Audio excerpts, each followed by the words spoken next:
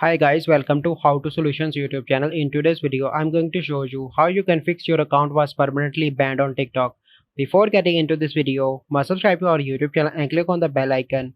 So first step you need to do, if you are not seeing the issue or option of appeal, you simply need to go into the Google and search here TikTok appeal form and open the first website, and then you need to scroll, and once you scroll you simply need to click on please send a report here, and here you need to enter your email address, your username of your account that blocked, and here you need to select the issue, that is account ban and suspension, and here you need to tell us more, that is banned account not age related, and here you need to mention all the issue, and if you have a screenshot you can attach that here, and then you need to click tick mark both these and click on submit.